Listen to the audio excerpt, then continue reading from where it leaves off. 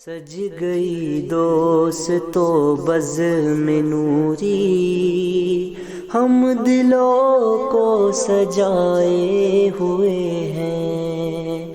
آج موسم آج موسم ہے کتنا سہانا، میرے سرکار آئے ہوئے ہیں۔ السلام علیکم ورحمۃ اللہ وبرکاتہ۔ وعلیکم السلام ورحمۃ اللہ وبرکاتہ۔ الحمد للہ رب العالمین، والصلاة والسلام علی سید الانبیاء والمرسلین، اما بعد۔ اعوذ باللہ من الشیطان الرجیم، بسم اللہ الرحمن الرحیم۔ یا ایھا الذین آمنوا قوا انفسکم وأہلیکم نارا وقودها الناس والحجارہ، صدق اللہ مولانا العظیم۔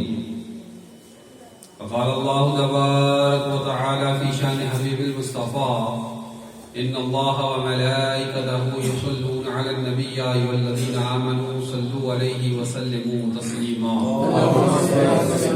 اللهم صل على سيدنا ومولانا محمد معادن الجود والكرم وآله وصحبه وبارك وسلم۔ بے لقائے یار ان کو چین آ جاتا اگر، بے لقائے یار ان کو چین آ جاتا اگر، بار بار آتے نہیں جبریل سدرا چھوڑ کر۔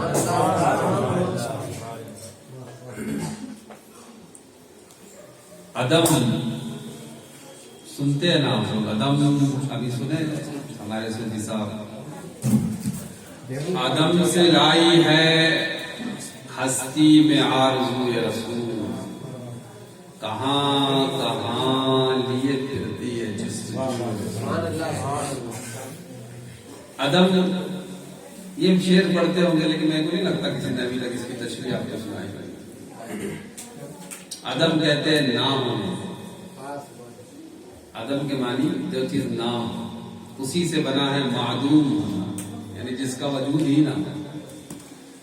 ہم کیا تھے؟ ہم عدم تھے، نہیں تھے، نہیں تھے، رب تھا صرف، کوئی نہیں تھا۔ پھر رب نے اپنے حبیب کے نور کو بنایا، اور پھر اس نور سے پوری کائنات کا وجود ہوا۔ تو عدم میں تھے ہم، عدم سے لائی ہے ہستی میں، یعنی وجود۔ یہ جو ہستی بنی نا، یہ وجود جو بنا، تو عدم میں تھے اب ہستی بنی ہے، تو عدم سے لائی ہے ہستی میں آرزوئے رسول، کہاں کہاں لیے پھرتی ہے۔ بینم وارسی اس میں یہی کہہ رہے ہیں کہ ہمارا وجود ہی رسول اللہ کے لیے ہے۔ اسی کو امام مرتضیٰ نے یوں کہا کہ زمین و زمان تمہارے لیے، چنین و چنا تمہارے لیے، ہم آئے یہاں اور پھر بھی وہاں، دہن میں زبان بدن میں ہے جان۔ سمجھ میں آ رہا ہے؟ پورا وجود ہمارا جو ہے کس کے لیے ہے؟ حضور کے لیے۔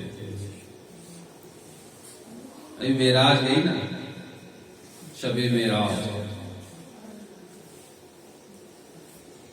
علماء بیان کرتے ہیں جتنی کمال کی بات حضور کا معراج کو جانا ہے، اتنے ہی کمال کی بات یہ ہے کہ حضور کا اپنے امتیوں کے لیے معراج سے واپس آ جانا ہے۔ سمجھے؟ حضور ہم گناہگاروں کے لیے واپس آ گئے، اس لیے حضور کو بھول کر جو زندگی ہے وہ زندگی ہی نہیں۔ سمجھے؟ اس لیے علامہ سے ایک جگہ فرماتے ہیں، دل میں ہو یاد تیری اور گوش ہے تنہائی ہے۔ آج کسی، اب میں آ جاتا ہوں اپنی انداز میں، زیادہ مقرر والا انداز لے کے چلوں گا تو تم لوگ کو بوریت بھی لگ سکتی ہے. آج ایک مجازی محبت کسی لڑکی سے ہو گئی یا کسی لڑکے سے ہو گئی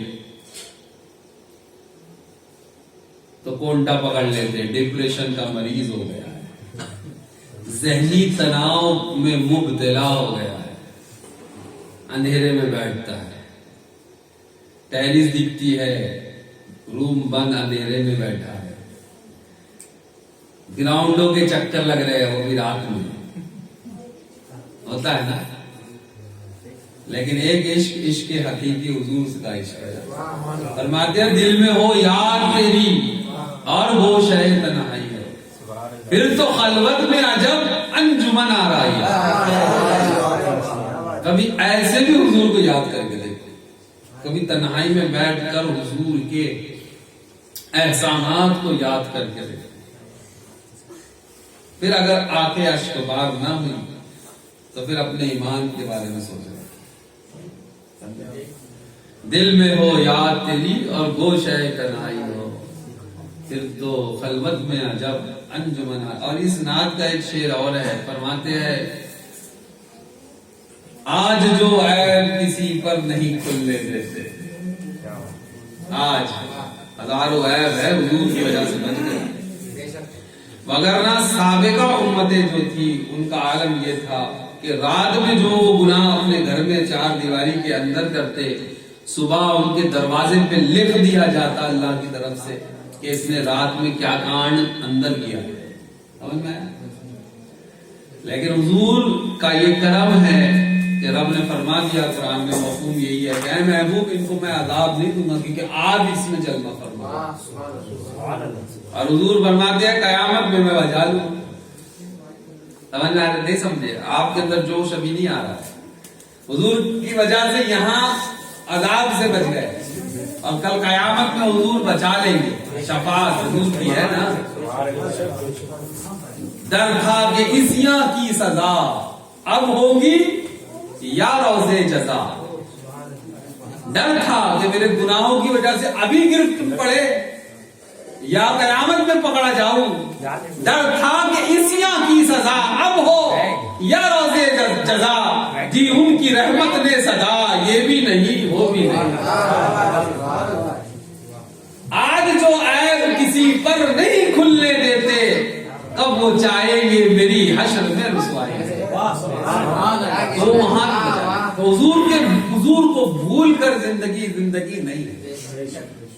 سمجھ میں آ رہا سمجھ میں؟ تو حضور کی یاد تو شروعات میں نے یہیں سے کر دی. عدم سے لائی ہے ہستی میں آرزو رسول، کہاں کہاں لیے پھرتی ہے جستجو رسول. آج کا جو موضوع ہے وہ شعبان المعظم کے تعلق سے ہے، اور یہ موضوع حقیقتاً بہت خشک ہے. اور کوشش کروں گا کہ میں موضوع کا حق ادا کرنے کے قابل ہو جاؤں، وگرنہ موضوع پہ ہم کیا بولیں گے، ہم کو تو کچھ بولنا ویسے آتا جاتا ہے نہیں. شعبان المعظم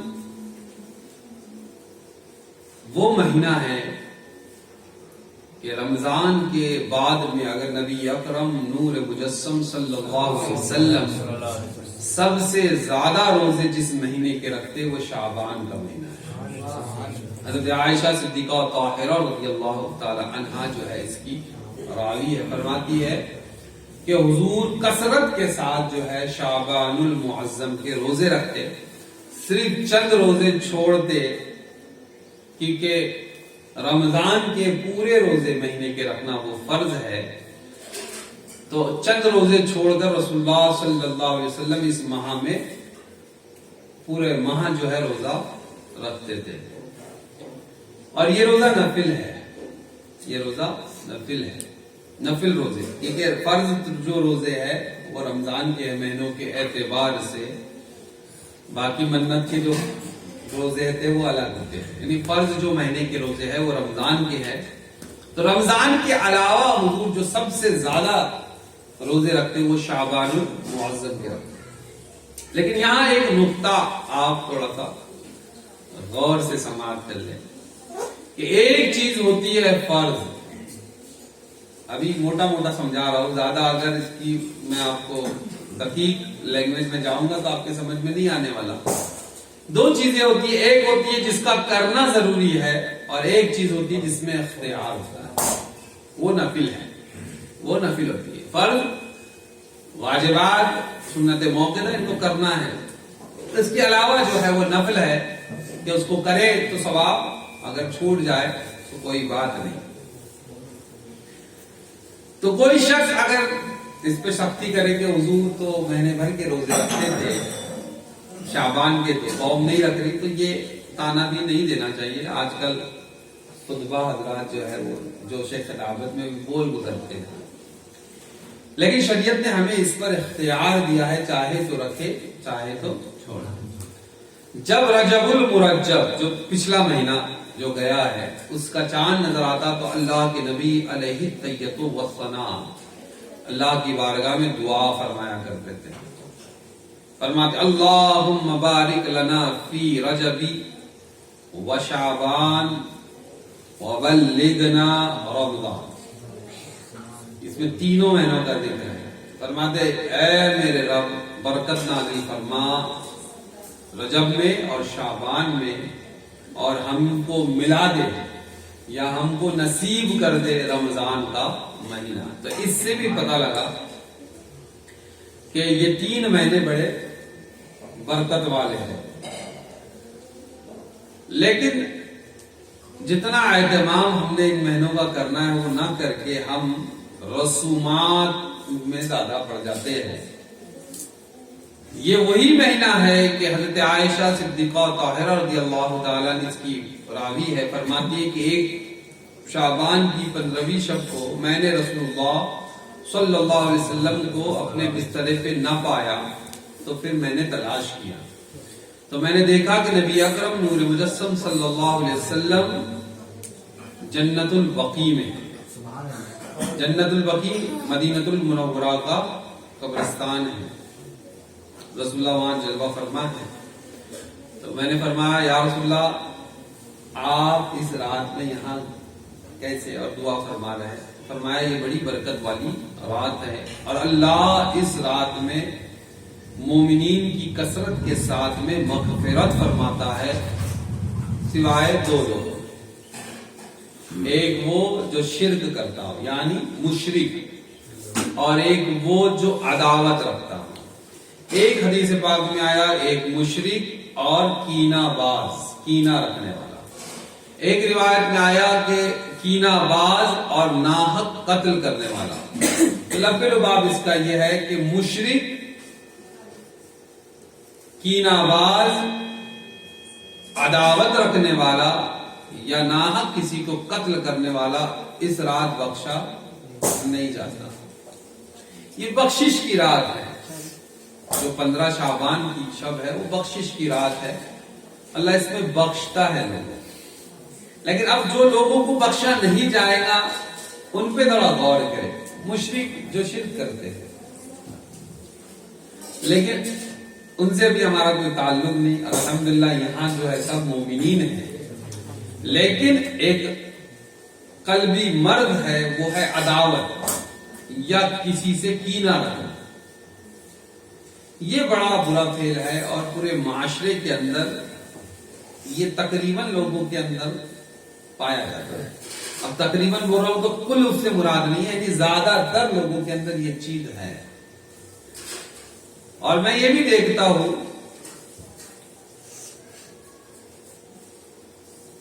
اور دیکھ بھی رہا ہوں کہ آپ لوگ بہت سست ہے آج، کیونکہ آپ کو تقریر سستی لگے گی آج کی.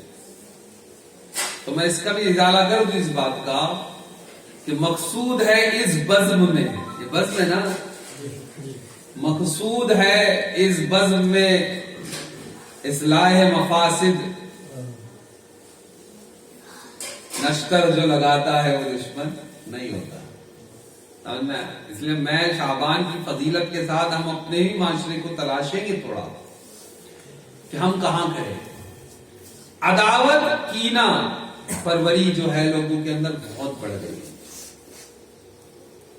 یاد رکھیے کسی سے حسد کرنا، کسی کے تعلق سے دل میں بغض رکھنا، کسی کو کے تعلق سے دل میں کینہ کپٹ رکھنا یا خواہ کی کسی سے دشمنی رکھنا، اگرچہ وہ مومن ہے، اگر وہ مومن ہے اس سے رکھنا، تو یہ بہت برا فعل ہے. یہ بہت برا فعل ہے. اس لیے کسی کے تعلق سے اپنے دل میں کوئی بات نہیں رکھنا چاہیے. اگر کوئی بات کسی کی بری لگ گئی، دل میں نہ رکھ کر پہلا نمبر تو اس کو درگزر کر دے. مومن کی غلطیوں کو درگزر کرنا ہم نے سیکھنا چاہیے، اور کینہ نہیں رکھنا چاہیے کسی سے. ہاں آج دیکھیں گے نا تیرے کو بتائیں گے، ٹھیک ہے نا، دیکھتے ہیں نا، رہیں گا گاؤں میں تو آئیں گا ڈاؤں میں. یہ سب اسی سے منسلک چیز ہے. بعض اوقات لوگ کینہ پروری اور عداوت کے اندر اتنے غلو کر جاتے ہیں کہ وہ اپنے مومن بھائی کو اپنی ان وبا کی وجہ سے نقصان پر لے آتے ہیں، نقصان دے بیٹھتے ہیں. لیکن اللہ نگاہ رحمت نہیں ڈالے گا ایسے لوگوں پر. جس رات بنو قلب کی بکریوں کے بالوں کے برابر لوگوں کو بخشا جائے گا، تجھے نہیں بخشا جائے گا. کیوں؟ تیرا جرم یہ ہے کہ جس چیز سے اللہ کے نبی نے روکا ہے اس چیز سے تو رکا نہیں. قرآن کہہ رہا یا ایھا الذین آمنوا قوا انفسکم واہلیکم نارا، بچاؤ اپنے آپ کو جہنم کی آگ سے. وقودها الناس والحجارہ، وہ آگ جس کے ایندھن آدمی اور پتھر ہے. ایندھن کس کو کہتے ہیں؟ جس سے آگ بھڑکائی جاتی ہے. اللہ فرما رہا ہے قرآن میں، ہم قیامت کے دن جہنم کی آگ کو ان سے بھڑکائیں گے. کن سے؟ انسانوں سے اور پتھروں سے. یہاں مراد انسان سے وہ لوگ ہیں جو لوگ مشرکین ہیں، اللہ کی ذات و صفات میں غیر کو شریک کرتے ہیں. تو ان دونوں دو چیزیں، ایک ہے کہ انسانوں کو اور پتھروں کو. تو اب یہاں سوال یہ پیدا ہوتا ہے پتھر کون سے جرم میں ہے نا، کون سے جرم میں جو ہے جہنم میں جائیں گے؟ تو اللہ دو لوگوں کو ڈالنے والا ہے. دو چیزیں ہیں، ایک انسان ہے اور ایک پتھر ہے.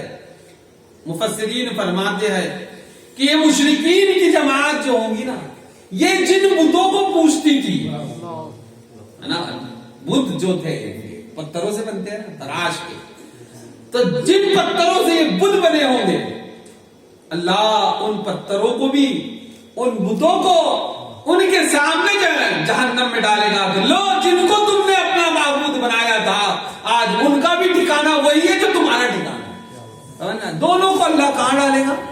جہنم میں ڈالے گا. یہ دور اپنے براہیم کی تلاش میں ہے، صنم کدا ہے جہاں لا الہ الا اللہ.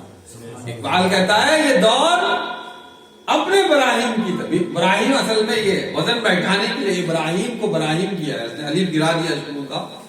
تو یہ دور ابراہیم چاہتا ہے جو آگ سامنے چل رہی ہو لیکن پھر بھی وہ اللہ جل شانہ پہ یقین کامل رکھتا ہو. لاکھ کروڑوں کی بنا لو نا 22 جنوری، لاکھ کروڑوں کی بنا لو، سمجھ میں آ گیا نا. ہاں اگرچہ تم کتنی محنت کر کے بنا لو، سمجھ میں آیا؟ یہ دور اپنے براہیم کی تلاش میں ہے، صنم قدا ہے جہاں. سب طرف چاہے شرک کیوں نہ ہو جائے لیکن لا الہ الا اللہ کی صدا ہمیشہ بلند رہے گی. آگے اقبال کہتا ہے بھائی کوٹ اس لیے کرو، فکر پیدا کرو اپنے اندر. بزم نوری، بزم نوری ہے نا، بزم نوری کے مقاصد ہونے چاہیے، اپنے اندر فکر پیدا کرو. اقبال آگے کیا کہتا ہے؟ اب سنو جو کہتا ہے. کہتا ہے یہ نغمہ سے مراد یہاں لا الہ الا اللہ ہے.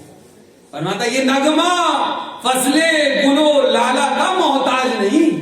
فصل ہوتی نا، فصل اگتی ہے लाला व गुल, फूल, नरगिस, ये तो कहते हैं ये वो बाग है, ये नगमा। जैसा कि जब बहार का मौसम आता है ना, दो मौसम होते हैं, एक बहार का और एक पतझड़ का, है ना, उसको कहते हैं खिजा का मौसम। एक बहार का मौसम और एक खिजा का मौसम, इसको याद रखो, बहुत अच्छी गहरी चीज बता रहा हूं। एक बहार का मौसम और एक खिजा का मौसम, अपोजिट है दोनों एक दूसरे की। लेकिन जब खेत में या बागीचों में फूल खिलते हैं तो फिर चिड़िया चहचहाती है, नगमे बजते हैं ना, कोयल की कूकू की आवाजें आती है, समझना। बाग में जब फूल खिलते हैं, इकबाल कहता है ये नगमा फसलें गुलो लाला का मोहताज नहीं, बहार हो के खिजा ला इलाहा इल्लल्लाह। चाहे बहार का मौसम हो चाहे खिजा का मौसम हो, ये सदा तो हर वक्त आते रहेंगे ला इलाहा इल्लल्लाह। फिर अपने दिखे या बेगाने हो, कोई टोपी वाला भी अगर वहां चला जाए दाढ़ी रख कर, है ना, तो कहते हैं इकबाल, है ना, ये 100 साल पहले सब लिख के गए हमारे लोग, है ना, कहते अगरचे बुद्ध है जमात की आस्तीनों में, है ना, माहौल बदल रहा है, इधर हो जाओ, इसकी हवा चली है, उसकी हवा चली है, उधर हो जाओ, अगरचे बुद्ध है जमात की आस्तीनों में। तकबीर क्यों पुकारी जाती है? तकबीर से नमाज शुरू करते हैं, ऐसे हाथों को उठाना क्यों जरूरी है? वो इसलिए कि जब रसूलुल्लाह सल्लल्लाहु अलैहि वसल्लम ने ऐलान नबूवत फरमाया, लोग इस्लाम में दाखिल हो, तो बहुत से बद्दू क्या करते थे, कहते कि रब की इबादत करेंगे, साथ में बुद्ध को भी लेके चलते हैं बगल के अंदर, तो ऐसी नमाज पढ़ते थे। इधर बगल में उनका बुद्ध होता जिसको वो पूछते, और इधर नमाज में खड़े थे। इसलिए अल्लाह ने कहा, हुजूर ने कहा तकबीर पुकारो, अल्लाहू अकबर, बुद्ध गिर गए। इकबाल अब क्या कह रहे हैं, इसको सुनो। अगरचे बुद्ध है जमात की आस्तीनों में, मुझे है हुक्म अज़ा ला इलाहा इल्लल्लाह। हमारी जिम्मेदारी यह है कि हालात कैसे भी हो, हक को बयान तो कर दो। आज लोग डरते हैं, हवा लहर चली हुई है, मालूम है, लेकिन हम कौन हैं? हम कौन हैं? हम मोमिन हैं, हम मोमिन हैं, हमने अल्लाह और उसके रसूल पे ईमान लाया। पतझड़ का मौसम आता है ना, तो पत्ते झड़ते हैं दरख्तों से, हवा चलती है, फिर लहर किसी की चल पड़ती है तो पत्तों को इधर उधर उड़ाती है। पत्ते उड़ते ना हवाओं में, इधर उधर उड़ते हैं, लेकिन हम कौन हैं? हम मोमिन हैं। तो कोई कोई पत्ता होता है ना, उसको कोई भारी भरकम चीज के नीचे वो दब जाता है, समझ रहा है कि नहीं समझ रहा? भारी भरकम, अब उसको हवा कुछ बिगाड़ पाएगी उसका, क्योंकि उस पत्ते को एक पत्थर का भरोसा मिल गया, उसे किसी का भरोसा है कि नहीं नहीं तुझे मैं उड़ने। आला हज़रत फरमाते इसी चीज को, फरमाते दिल, ये दिल जो है ना, अरे कैसा होगा, कैसे हालात बनेंगे, क्या होगा, मुस्तकबिल में क्या होने वाला है। आला फरमाते दिल अबस हम पत्ता सा उड़ा जाता है, पल्ला हल्का ही सही। आज हमारे पास कुछ नहीं है, पल्ला हल्का ही सही, भारी है भरोसा तेरा। अल्लाह जरूर हमारा हल्का है, हमारे पास असबाब नहीं है, दौलत नहीं है, हुकूमत नहीं है, लेकिन पल्ला हल्का ही सही, लेकिन भारी है भरोसा तेरा। और जिनके भरोसे अल्लाह और उसके रसूल पर हुआ करते हैं, तो वो यही फरमाते हैं, कुरान कहता है कि ला तहज़न इन्नल्लाह माना, क्या गम न करो, खौफ न खाओ, अल्लाह हमारे साथ है। ये दौर अपने इब्राहिम की तलाश में है। वो सनम कदा था, वो आतिश कदा था जिसे नमरूद ने जलाया था, और जब हजरत इब्राहिम को नारे नमरूद में डालने का फैसला हो चुका है, जिब्राइल आके पूछ रहे थे ना, बताओ कोई इच्छा है तो बताओ। तो क्या कहा था हजरत इब्राहिम ने? हस्बी अल्लाह व निअमल वकील, कि मेरे लिए मेरा रब काफी है। समझ में आया? आया समझ में? दिल बस खौफ से पत्ता सा उड़ा जाता है, पल्ला हल्का ही सही, भारी है। तो अल्लाह और उसके रसूल के जात पर भरोसा भी होना चाहिए।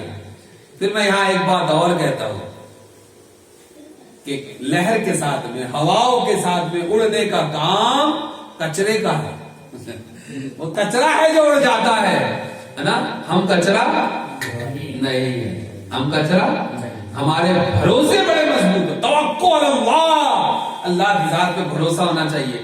اور رسول اللہ صلی اللہ علیہ وسلم نے جو بات کہی کہ دور قیامت اس وقت تک قائم نہیں ہوگی جب تک پوری دنیا کے اندر اسلام کا نفاذ نہیں ہو جائے گا. ہے نا یہ حدیث؟ سب مسلمان ہوں گے ایک دور آئے گا. تو پھر اب ہماری ذمہ داری کیا ہے؟ ارے اس دور کو لانے کے لیے ہمیں کچھ کرنا پڑے گا نا. خود بخود نہیں آئے گا. وہ تو آباد ہے تمہارے مگر تم کیا ہو؟ ہاتھ پر ہاتھ دھرے منتظر فردا. پوری قوم سوچ رہی ہے امام مہدی آ جائیں گے تو فلسطین کے حالات سدھر جائیں گے، ہے نا. پوری قوم امام کا انتظار کر رہی ہے لیکن مسجد کا امام مقتدیوں کا انتظار کر رہا ہے. نہیں سمجھے؟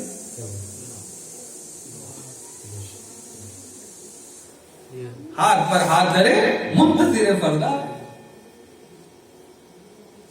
تو ہمیں کچھ کرنا ہوتا ہے. اقبال نے ایک جگہ اور بڑی پیاری بات، وقت فرصت ہے کہاں بزم نوری والو، تمہارے لیے یہ شعر. وقت فرصت ہے کہاں، کام ابھی باقی ہے، بزم توحید کا اتمام ابھی باقی ہے.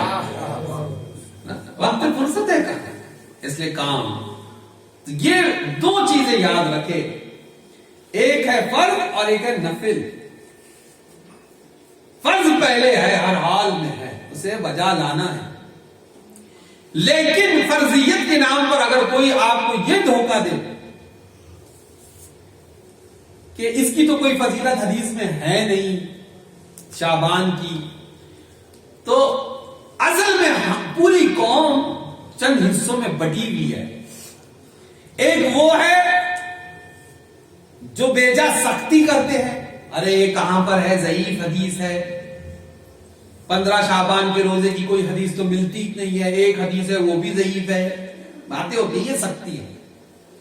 اور ایک وہ گروہ ہے جس نے ان تمام معاملات کو اپنے حساب سے ڈھال لیا. ہمارے ابا ایسے ہی کرتے تھے، ہمارے دادا تو ایسے ہی کرتے تھے، ہمارے گھر میں تو ایسے ہی ہوتے آ رہا ہے. لیکن یاد رکھیے ہمیں شریعت مطہرہ نے ایک ضابطہ، ایک قانون دیا ہے. آزادی کے ساتھ زندگی نہیں دی آپ کو کہ اپنی مرضی کے حساب سے جو چاہے وہ کرو. نہیں. شعبان کی فضیلت یہ ہے کہ حضور کثرت کے ساتھ روزہ رکھتے تھے تو ہم نے روزہ رکھنا چاہیے، ہو سکے تو رکھے نا. اسی طرح حضور اکرم صلی اللہ علیہ وسلم نے 15ویں شعبان کے تعلق سے فرمایا کہ اللہ نگاہ رحمت فرماتا ہے تو منتظر ہو جاؤ، اللہ نگاہ رحمت فرماتا. ایک حدیث حضرت ابو ہریرہ رضی اللہ تعالیٰ عنہ سے یہ بھی مروی ہے کہ رسول اللہ کثرت کے ساتھ روزہ رکھتے. تو پوچھا گیا یا رسول اللہ کیا وجہ ہے کہ آپ کثرت کے ساتھ روزہ رکھتے ہیں اس مہینے کے اندر؟ تو نبی اکرم نور مجسم صلی اللہ علیہ وسلم فرماتے ہیں کہ اس مہینے میں بندے مومن کے نامہ اعمال اللہ کے حضور پیش کیے جاتے ہیں، تو میں یہ چاہتا ہوں کہ جب میرے نامہ اعمال پیش کیے جائے تو میں اس وقت روزے کی حالت میں ہوں. یہ بھی ایک وجہ، یہ بھی ایک حدیث. بہرحال یہ چند احادیث سے یہ ثابت ہوا کہ اس کی اپنی فضیلت ہے. اب جو اس مہینے کے اندر سب سے اہتمام سے جس شب کا انتظار ہوتا ہے وہ شب برات.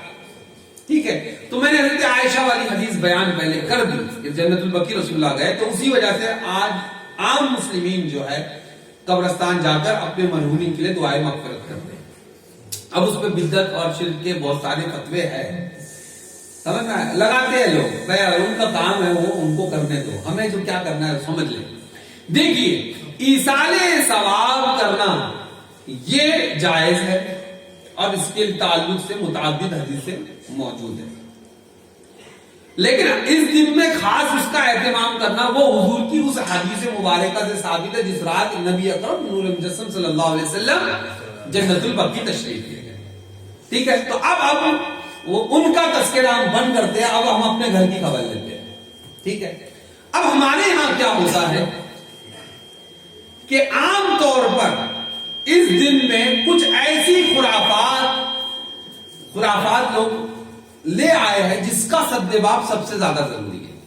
دیکھیے روزہ رکھنا ہے، بات ختم ہو گئی، رکھنا ہے. اب جس کو رکھنا ہے وہ رکھے، نفل ہے، رکھے گا اللہ کی بارگاہ سے اس کا اجر و ثواب ضرور پائیں گا. ٹھیک ہے، حضور کی سنت بھی ادا ہوگی اور وہ اس کا ثواب بھی پائیں گے. لیکن دین کے نام پر جو زبردستی کی چیزیں ہم اپنے آپ پر تھوپتے ہیں، جس کی مثال میں آپ کی کئی محفلوں میں دے چکا ہوں، گدھے والی مثال، فالتو میں زنجیروں میں اپنے آپ کو باندھ کے رکھے ہیں جو، تو ان کے میں سے چند کو میں آج آپ کے سامنے نوٹ کروا دیتا ہوں تاکہ آپ اس کو اپنے معاشرے میں عام بھی کریں اس چیز کو۔ سب سے پہلی چیز جو بہت عام ہے ہمارے یہاں کہ اس دن حلوہ بنایا جاتا ہے، اور یہ کہا جاتا ہے کہ حضرت اویس کرنی رضی اللہ تعالی عنہ تابعی ہے، تابعین میں سب سے بلند مقام آپ کا ہے، خیر التابعین آپ کا لقب ہے۔ فرماتے ہیں یہ رسول اللہ کی حیات ظاہری کے زمانے میں تھے، یمن میں تھے، لیکن کسی اپنی والدہ یا کسی اور وجہ سے وہ حاضر بارگاہ نہ ہو سکے، تو دیدار مصطفیٰ حاصل نہ ہوا، اس لیے صحابی نہ ہے، نہیں ہے، لیکن چونکہ بہت سارے صحابہ سے آپ کی ملاقات ہے، اس لیے آپ تابعی ہے، اور آپ کو خیر التابعین اس لیے کہا جاتا ہے کہ آپ تابعین میں سب سے افضل، اس لیے بھی کہ رسول اللہ نے آپ کا تذکرہ فرمایا، ٹھیک ہے۔ اب لوگوں نے یہاں پر ایک چیز ہمارے معاشرے میں مشہور ہے کہ جس دن نبی اکرم نور مجسم صلی اللہ علیہ وسلم کا جنگ احد کے اندر داد شہید ہوا، تو یہ خبر جب حضرت اویس کرنی کے پاس پہنچی تو آپ نے یہ سوچ کر کہ حضور کا داد شہید ہوا اور میرا داد رہے، تو آپ نے سوچ کر داد اپنا ایک داد شہید کیا، پھر خیال گزرا کہ یہ داد تھا کہ نہیں تھا، ایسا سوچ کر آپ نے پورے داد شہید کر دیے اپنے۔ تو اس وجہ سے اس رات میں جو ان کے نام کی خاص فاتحہ ہوتی ہے، اور اس لیے نرم چیز کا بنائی جاتی ہے، جیسے حلوہ بڑا نرم ہوتا ہے تو حلوہ اس لیے خاص طور پہ بنایا جاتا ہے، یہ مشہور ہے۔ پہلی بات کہ حضور کے دندان مبارک کے شہید ہونے کا جو مسئلہ ہے، آپ اس سے کیا سمجھتے ہیں؟ کیا وہ دندان مبارک جڑ سے اکھڑ گیا تھا؟ یہ بیسک نالج جو ہے ہمارا نہیں ہوتا۔ شہید سے مطلب یہ کہ حضور نہیں میرے عزیزوں، بلکہ اس دن ایک پتھر جو نبی اکرم صلی اللہ علیہ وسلم کے چہرے مبارکہ پہ لگا تھا، جس کی وجہ سے آپ کے ایک دانت کا کچھ حصہ جو ہے ٹوٹ گیا، سمجھنا ہے؟ پورا دانت شہید، تو سرے سے پہلی بات تو یہ ہو گئی کہ حضور کا دانت جو معنی حضرت اویس کرنی کی طرف منسوخ کی جا رہی ہے کہ آپ نے سوچا، تو یہ بات پہلے سرے سے غلط ہو گئی کہ حضور کا پورا دانت اکھڑا ہی نہیں، تو آپ نے کیوں اکھاڑا؟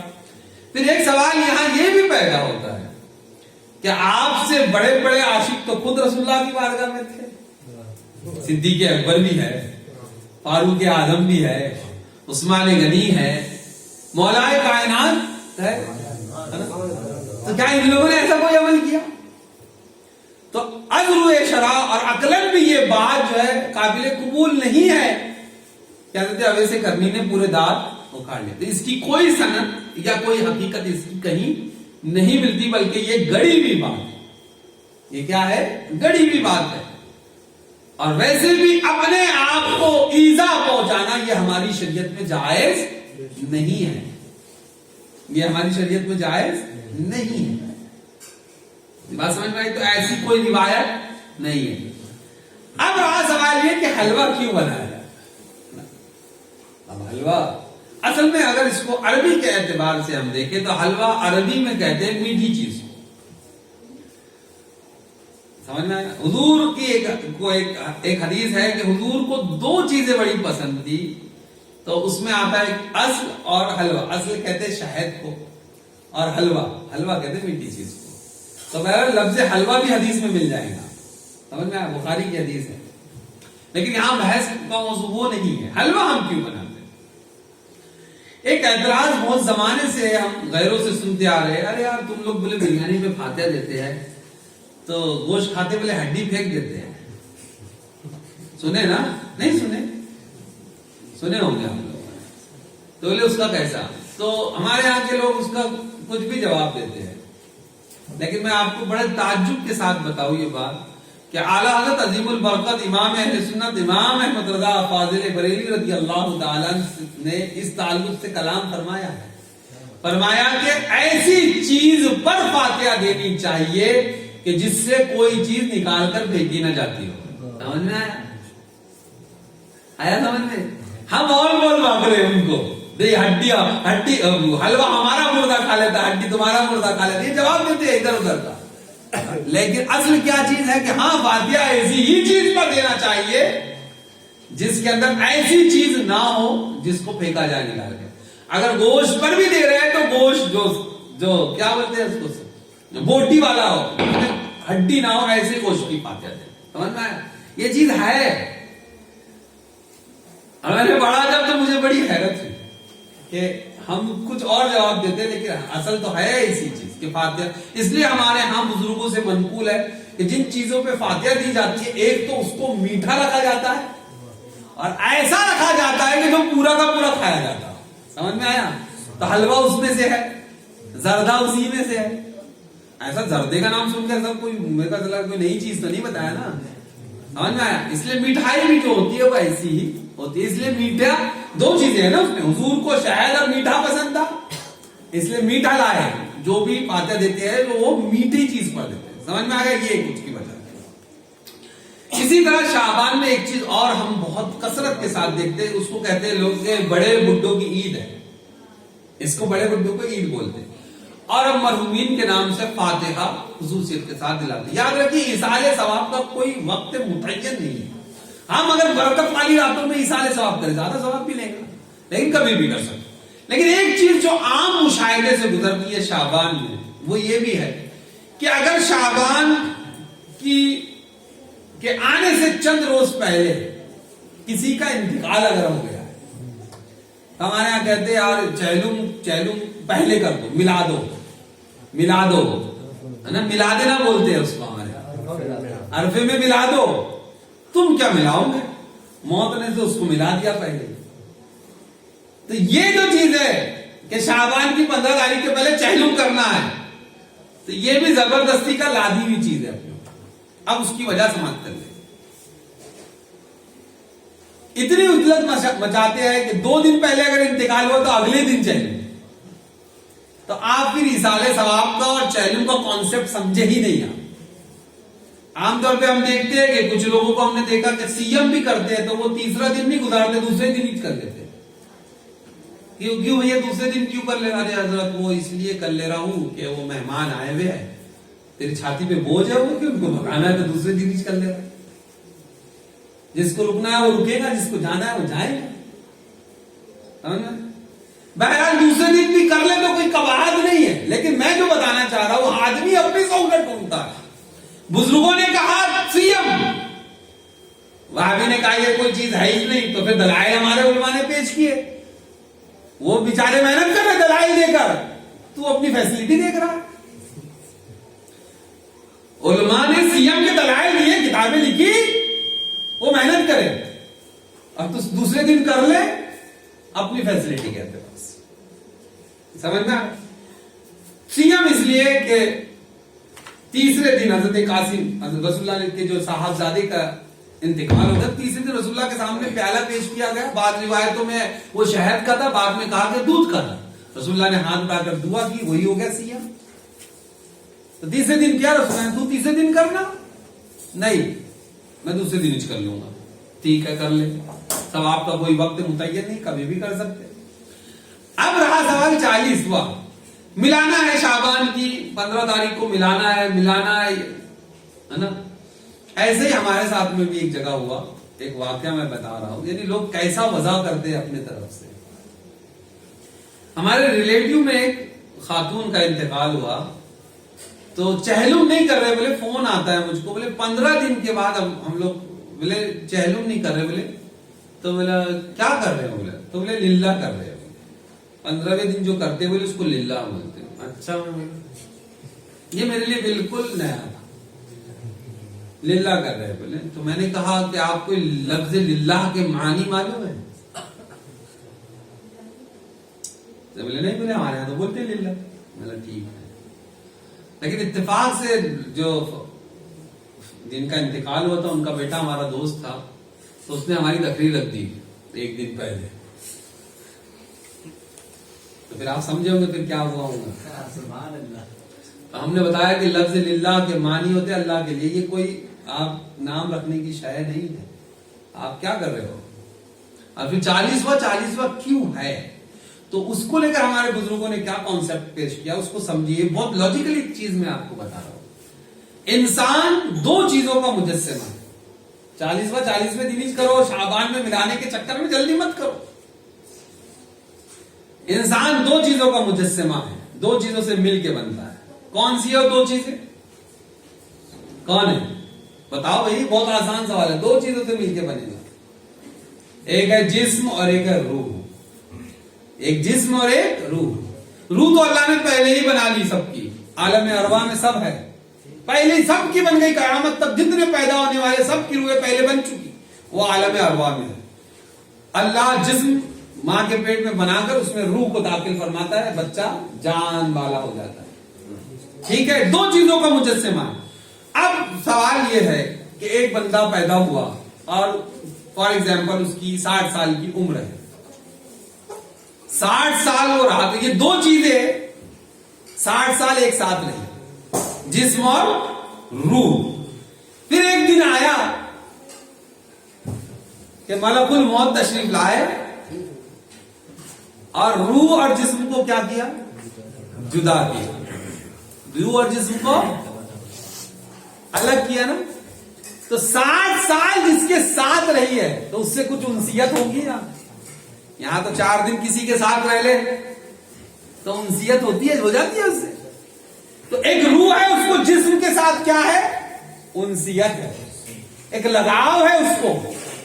آج جدائی ہو گئی, موت نے کیا ڈالا؟ جدائی ڈالی کہ روح اور جسم کو الگ کر دیا. تو اب ہمارے بزرگوں نے فرمایا کہ اللہ اس روح کو 40 دن تک تصرف دیتا ہے کہ جا اپنے اہل خانہ کی طرف جا, اپنے جسم کی طرف جا. پھر اس کے بعد جو فیصلہ ہونا ہے ہو جائے گا. تو فرماتے ہیں بزرگ کہ 40ویں دن جو ہے, خاص طور پہ جو آخر دن ہے, اس دن روح اللہ کے اذن سے اپنے اہل خانہ کی طرف لوٹتی ہے, جن سے اس کو کیا آتی؟ انسیت. جسم کے ساتھ ماں سے انسیت ہوگی کہ نہیں ہوگی؟ باپ سے ہوگی کہ نہیں ہوگی؟ بھائی بہنوں سے ہوگی کہ نہیں ہوگی؟ تو وہ 40ویں دن جو کیا کرتی ہے, اپنے اہل خانہ کی طرف کیا کرتی ہے؟ رجوع کرتی ہے, آتی ہے. اور اس کی طلب کیا ہے تم سے؟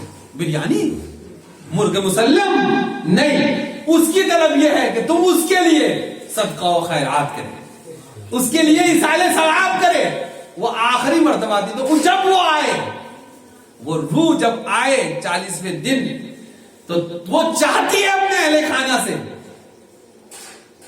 کہ وہ اس کے لیے ایصال ثواب کرے. اب سمجھو وہ چاہتی کیا ہے, اس کو اور ایک انداز سے سمجھے کہ کوئی بندہ ابھی مرنے والا ہے, تو جس کو ڈیتھ پینلٹی بھی ملتی ہے تو اس کو کہتے ہیں کہ تیری آخری اچھا بتا. تو ہر ایک آدمی کی آرزو ہوتی ہے نا, تو اگر وہ پوری ہو جائے تو میرے بچوں کے لیے گھر ہو جائے یار, تب میں چین سے مر جاؤں گا. سمجھ میں, معاشرے میں بولتے ہیں لوگ ایسا, بچوں کی شادی ہو جائے یار پھر میں چین سے مر جاؤں. یعنی اس کو کیا ہوگا, اس سے اطمینان ہو جائے گا. اب روح کو جس چیز کی ضرورت تھی, اگر اہل خانہ وہ کر رہے ہیں تو اس کو کیا ہو جائے گا؟ اطمینان ہو جائے گا. اس لیے 40ویں دن اہتمام کرو, کیونکہ اللہ اسے آپ کی طرف لوٹائے گا ضرور. سمجھ میں آیا؟ جب آخری دن وہ آ رہی تو دیکھے انہوں نے تو پہلے کر لیے, اب وہ آئی ہے تو کچھ کر ہی نہیں رہے اس دن. سمجھ میں آیا؟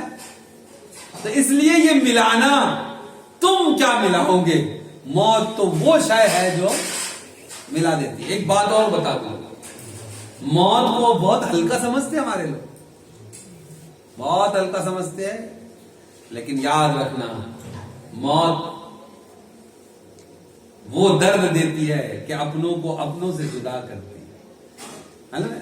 ملک الموت جو موت کے فرشتے ہیں, وہ اکثر حضرت سلیمان علیہ الصلوۃ والتسلیم کی بارگاہ میں آیا کرتے تھے. سلطنت دی تھی اللہ نے, بادشاہت دی تھی حضرت سلیمان کو, آتے تھے. ایک دن آئے تو ایک شخص کو گھورنے لگے, ایک شخص کو گھورنے لگے, گھور گھور کے دیکھنے لگے. اور تھوڑے دیر کے بعد جب بزم برخاست ہونے لگی تو اجازت لے کے حضرت ملک الموت جو ہے چلے گئے. انسانی شکل میں آتے تھے. تو وہ شخص تمہارے ہیبت کے کو دیکھ رہے تھے. ارے ملک الموت جس کو دیکھ رہا ہو تو اس پہ ہیبت تاری ہوگی یا نہیں ہوگی؟ فرشتہ موت کا فرشتہ اسے دیکھ رہا ہو تو وہ جب چلے گئے اس پہ کپ کپی تاری ہو گئی. تو یہ پہنچا حضرت سلیمان کے پاس اور کہنے کا لگا کہ حضور بڑے وہ شخص جو تھے نا آپ کی بارگاہ میں وہ موت مجھے دیکھ رہے تھے, مجھے خوف طاری ہو رہا ہے. تو کہا کہ تو کیا چاہتا ہے؟ بولے میں یہ چاہتا ہوں کہ آپ ہوا کو حکم دے اور وہ مجھے فلاں جگہ جو ہے دور دراز ایک علاقے کا اس میں نام ہے وہاں پھینک دے لے جاتا ہے, چھوڑ دے. تو تو وہاں جانا چاہتا ہے؟ ہاں. تو آپ نے ہوا کو حکم دیا, اللہ نے بادشاہ دی تھی ہوا کو, ہوا کو ہوا نے اڑائے لے کے چلے گئی. جب اگلی بار محفل ہوئی تو ملک الموت جب تشریف لائے تو حضرت سلیمان نے پوچھا کیوں گھور رہے تھے اسے؟ کہا حضور میں دیکھ اسے اس لیے رہا تھا کہ میں سوچ رہا تھا کہ چند لمحات بعد ہزاروں میل دور ایک مقام پر اس کی موت لکھی ہوئی ہے. میں سوچ رہا تھا کہ چند لمحات کے بعد یہ وہاں پہنچے گا کیسے, میں یہ سوچ رہا تھا. لیکن جب میں اس کی روح قبض کرنے کے لیے اس متعین جگہ پر پہنچا, متعین وقت پر پہنچا, تو میں نے اس کو وہی پایا اور پھر اس کی روح کو قبض کر لیا. کیا پتہ لگا موت تمہیں اپنے مقام پر لے کے جائے, ہے نا. یہی وجہ ہے کہ 2-2 کروڑ دے کر ٹائٹن میں بیٹھ کر ایسی جگہ پہ گئے جہاں کوئی جا نہیں سکتا. ٹائٹن کا نام سنا نا, ابھی بیچ میں ہوا حادثہ ٹائٹینک جہاں ڈوبا وہاں دیکھنے گئے تھے جہاں کوئی جا نہیں سکتا, لیکن موت ان کو 2-2 کروڑ خرچہ کرا کر وہاں لے گئی کہ آؤ بیٹا تمہاری موت تو یہاں لکھی ہوئی ہے. آیا سمجھ میں؟ اس لیے موت سے غافل آدمی جو ہوتا ہے وہ گناہوں کی طرف پڑ جاتا ہے, لیکن جو آدمی موت کو یاد رکھتا ہے تو وہ اب بدعمالیوں کی طرف نہیں آتا, وہ غافل نہیں ہوتا کہ گناہوں کی طرف پڑ جائے. دوسری چیز چہلو. پھر اس کے بعد میں قبروں پہ چونا, اب تو کم ہو رہا ہے, پہلے بہت زیادہ ہوتا تھا. یہ چیز نہیں, کیونکہ چونا اس لیے نہیں کہ چونا جب تم اس میں پانی ڈالو تو ہاتھ ڈال سکتے اس میں, وہ آگ کی قبیل سے حرارت ہے اس کے اندر, اور قبر کے اوپر ہو جا رہا ہے. بلکہ قبر کے اوپر جو گھاس اور جھاڑیاں اگی ہے اس کو بھی توڑنا نہیں چاہیے, کیونکہ رسول اللہ کی صحیح حدیث سے یہ بات ثابت ہے کہ جو ٹہنی یا جو درخت تر ہوتی ہے وہ اللہ کی تسبیح بیان کرتی ہے, جس سے عذاب قبر میں تخفیف ہوتی ہے, کمی آتی ہے. جو چیز کمی کرنے والی تھی اس کو اکھاڑ کے پھینک رہا, اور جو عذاب آگ کی قبیل سے ہے اس کو لا کے توپ رہا اس کے اوپر چونا. سمجھ میں آیا؟ تو یہ بھی نہ کرے شعبان کی رات میں. اس کے علاوہ اب آخری بہت یہ بھاری والا نشتر ہے, چیرا تھوڑا زوردار پڑے گا اس کے اوپر, درد بھی زیادہ ہو سکتا ہے, لیکن ہر آدمی اس کو محسوس کرے.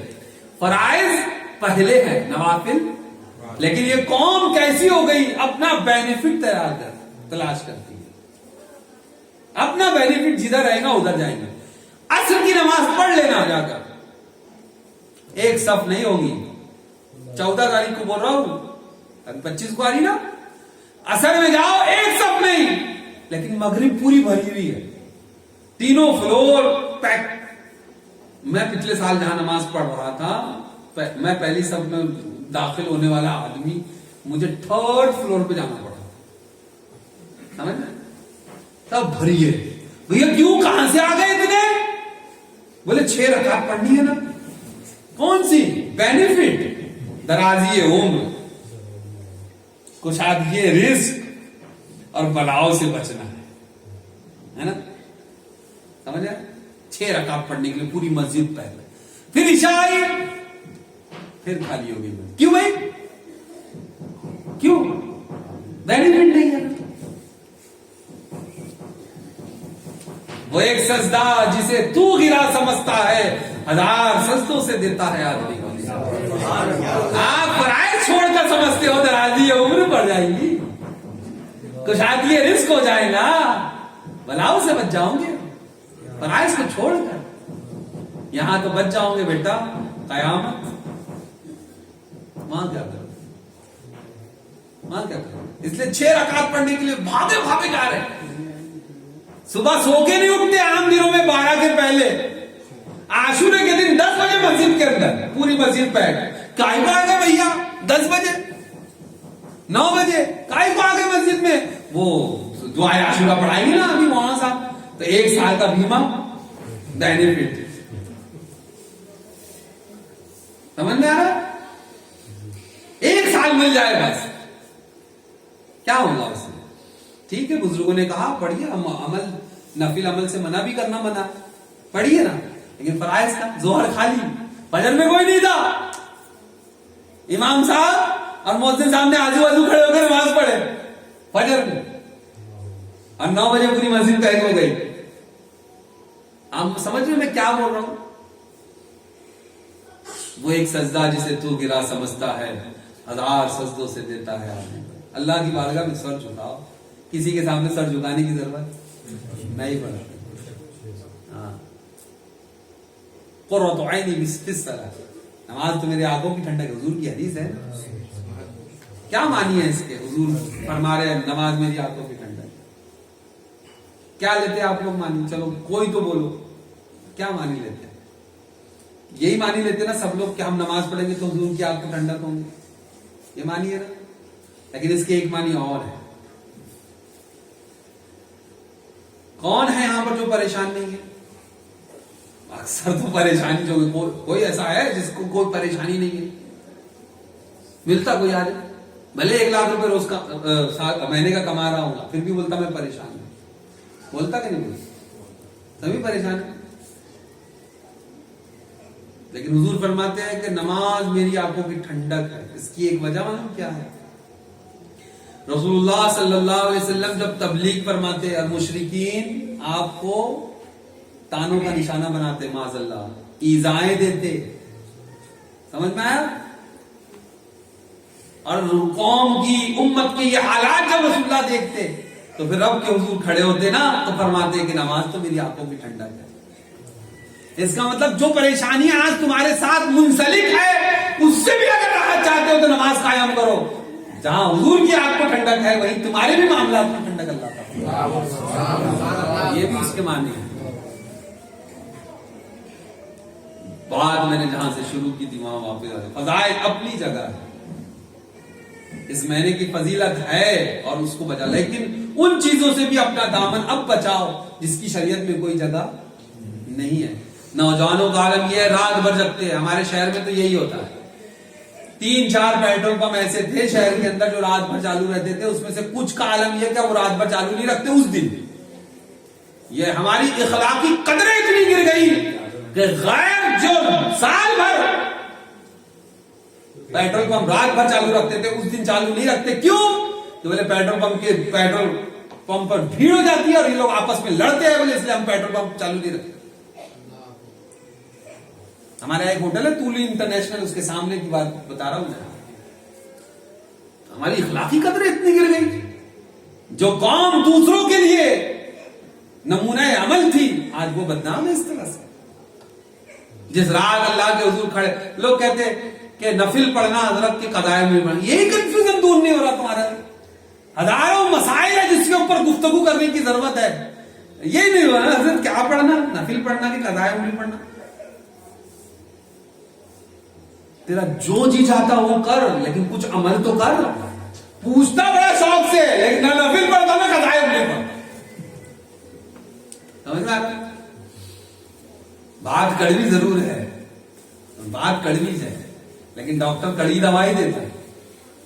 اور جس کو جیب کاٹنا ہوتا ہے وہ میٹھی میٹھی باتیں کرتا ہے. میرے کو آپ کی جیب نہیں کاٹنی ہے، مجھے آپ کو ٹھیک کرنا ہے. سمجھ میں آ رہا؟ ارے بھائی جو چور ہوتا ہے تو وہ آ کر تم کو گالیاں بکے گا کیا؟ وہ پھسلاتا ہے، میٹھی میٹھی باتیں کرتا ہے. میٹھی میٹھی باتیں کر کے پھر بار عبداللہ گڑ تھیلے میں آیا. آپ اپنی اصلاح کریں. اور پھر سوال یہ بھی پیدا ہوتا ہے، بولا جاتا ہے کہ 10-12 لوگوں میں بول کر کیا یہ ایک شیطان حربہ مارتا ہے.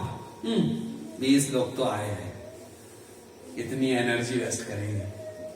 شیطان مارتا ہے پن. لیکن ایک بھی ہو تو تمہارا کام کیا ہے؟ جہاں سے میں نے گفتگو شروع کی تھی وہاں لا کر سمیٹ دیتا ہوا. یا ایھا الذین آمنوا قوا انفسکم واہلیکم نارا. بچاؤ اپنے آپ کو اور اپنے اہل و عیال کو جہنم کی آگ سے.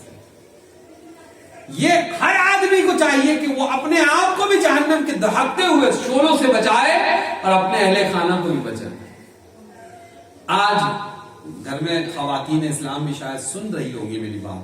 آج ایک بڑا عالمی ہمارا وہ بھاگ گئی وہ بھاگ گئی وہ بھاگ گئی. غیر کے ساتھ، اس کے ساتھ، اس کے ساتھ بہت چل رہا. میں یہ کہتا ہوں کہ رونا چھوڑ دو، کام کرو. تمہارے رونے سے واٹس ایپ گروپ کھیل رہے ہوتے، اس کی ادھر کا آیا اویو کا، وہ پھلا ہوٹل میں اویو، وہاں یہ آیا، وہاں وہ آیا. میں بولا یہ رونا چھوڑ، بتا سکتے بات کیا ہے اس کا، مجھے یہ بتا کرنا کیا. سمجھ میں آ رہا؟ کر رہے کچھ نہیں، رو رہے صرف بیٹھ کر. وہی اقبال ہاتھ پر ہاتھ دھرے منتظر پردہ، رو رہے صرف. کام کرو، کام کرنا پڑے گا. کام کیا ہے کہ ہم اپنے آپ کو بھی جہنم کے دہکتے ہوئے شعلوں سے بچائے اور اپنے اہل خانہ کی بھی فکر کرے. لیکن عام عالم کیا ہے؟ ساری محفلیں مردوں کے لیے، جلسے مردوں کے لیے، جلوس مردوں کے لیے، نیاز مردوں کے لیے، عورتوں کے لیے. آدھی آبادی کو چھوڑ دیا تم لوگوں نے، کس کے بھروسے؟ واٹس ایپ کے بھروسے. سمجھ میں آیا؟ واٹس ایپ کے بھروسے چھوڑ دیا نا. ان کی اصلاح کے لیے کیا ہے؟ تو ان کی اصلاح کا سب سے آسان طریقہ یہ ہے، تو میرے سے لے جا اور اپنے گھر میں پاس کر. یا ایھا الذین آمنوا قوا انفسکم واہلیکم نارا. خود بھی سیکھ اور دہکتے ہوئے شعلوں سے بچ، اور اپنے اہل کو بھی بتا، بچوں کو سکھاؤ. میں نے ایک بات بہت غور سے دیکھا ہے، اور یہ بات دیکھ ہی نہیں آپ بھی لوگ. آپ کسی کے گھر جاتے ہیں، کوئی بچہ آتا ہے، اچھا بابا کیا نام ہے بیٹا؟ فلاں فلاں نام ہے. کون سی اسکول میں پڑھتے ہیں؟ کون سے اسٹینڈرڈ میں ہے؟ کون سی میڈیم سے پڑھتے ہیں؟ پھر وہ فخریہ بتائیں گا، میں فلاں کانوینٹ میں پڑھتا ہوں، فلاں کانوینٹ میں پڑھتا ہوں، فلاں اسٹینڈرڈ میں. یہی پوچھتے نا. کبھی کسی کو دیکھا جو تمہارے گھر آیا ہو اور پوچھا ہو، بیٹا سورہ فاتحہ یاد ہے؟ پوچھتا ہے. آپ اپنی نسل نو کی بچپن سے یہی تربیت کر رہے ہیں کہ چچا آئیں گے تو اسکول کے بارے میں پوچھیں گے، دنیا کے بارے میں پوچھیں گے، ماموں آئیں گے تو دنیا کے بارے میں پوچھیں گے، ابا کے دوست آئیں گے تو دنیا کے بارے میں پوچھیں گے. کون ہے جو دین کے بارے میں پوچھے؟ بچے کا مائنڈ سیٹ اپ ہو گیا کہ دنیا ہی سب کچھ ہے، دین کچھ بھی نہیں. سمجھ میں آ رہا؟ تم نے تیار کیا معاشرے کو ایسا کہ تم اس سے سوال ہی وہی کرتے ہو جو دنیا سے منسلک ہے. دیکھو نا میرا بیٹا، دیکھو کتنا اچھا ہے میرا بیٹا. ارے اس کو نا وہ وائس میسج ڈالنا آتا ہے، یہ گوگل پہ جاتا ہے اور بولتا ہے جانی جانی یس پاپا وہ آ جائے. یہ سکھا رہے تم. آپ کے بچوں کو کوئی اگر بولے نا کہ بیٹا جانی جانی یس پاپا سنا، تو اس نے بولتے نہ بولنا چاہیے کہ مجھے جانی جانی نہیں آتی ہے، ہاں نعت آتی ہے سناؤں گا. ایسا بچہ کہاں سے لائے گا؟ ایسے بچوں کو کوئی لاؤ. ہم نے تیاری نہیں کیا. جب تم نے ان کی تربیت ہی ویسے نہیں کی تو آگے تو کیا کرے گا وہ؟ آگے کیا کرے گا؟ وہی کرے گا جو تم نہیں دیکھنا چاہتے. اس میں سدھار. اب 10 رہے یا 5 رہے، ہمارا کام یہ ہے کہ ہم اب آپ کا ہمارا تعلق کیا ہے؟ کیا زبیر بھائی میرے کو نذرانہ دینے والے ہیں تم لوگ ابھی، جس سے میرا بہت کچھ ہو جائے گا؟ ہے کچھ ایسا؟ آپ کا میرا تعلق کیا ہے؟ اپنے دل سے پوچھنا. وہ کینہ عداوت سے باہر نکال کر پوچھو آپ کا اور میرا تعلق کیا ہے؟ کیا تعلق ہے؟ سیکھنے اور سکھانے کا. آپ کو بھی جنت میں جانا ہے، میرے کو ساتھ میں لے کے جانا ہے. سمجھنا ہے؟ یہ ذہن ہونا چاہیے ایک امام کا، ایک مصلح کا، ایک خطیب کا، کہ مجھے بھی جنت میں جانا ہے، سب کو جنت میں لے کے جانا ہے. لیکن خام خیالی بیان کر کے نہیں، اس کی اصلاح کر کے، اس معاشرے کو سدھار کر. تو اس اعتبار سے بھلے آپ میرے اہل میں داخل نہیں ہو، لیکن ہو تو میرے مومن بھائی نا. تو پھر اہل میں داخل ہوئے کہ نہیں ہوئے؟ یا ایھا الذین قوا انفسکم واہلیکم نارا. بچاؤ اپنے آپ کو اور اپنے اہل و عیال کو جہنم کے دہکتے ہوئے شعلوں سے. سمجھ میں آیا؟ اب یہی فارمولا سب پہ اپلائی کرو.